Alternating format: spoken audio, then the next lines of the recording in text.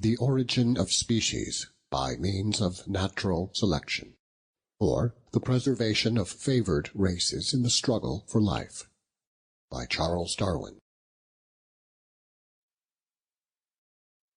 Quote, "But with regard to the material world, we can at least go so far as this. We can perceive that events are brought about not by insulated interpositions of divine power exerted in each particular case, but by the establishment of general laws." End quote. Whewell, Bridgewater Treatise.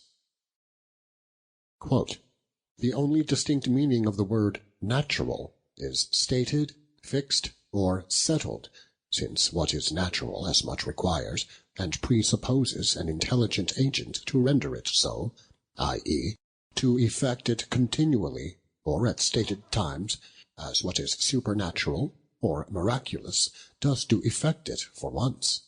End quote. Butler, Analogy of Revealed Religion.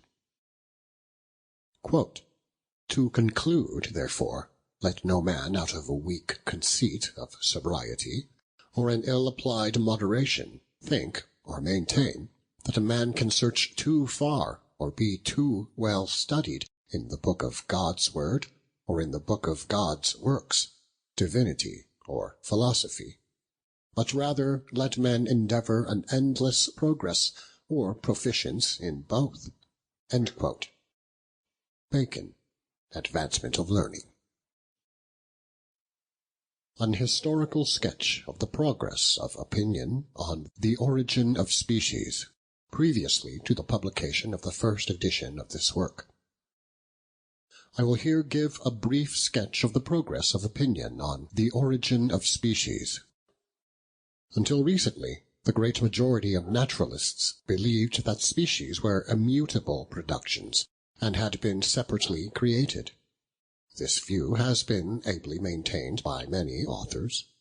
Some few naturalists, on the other hand, have believed that species undergo modification, and that the existing forms of life are the descendants, by true generation, of pre-existing forms.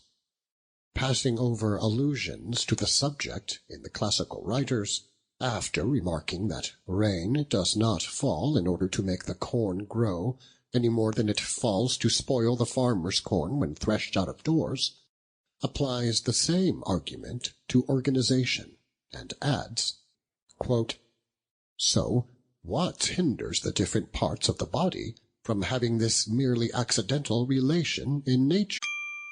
Sample complete. Ready to continue?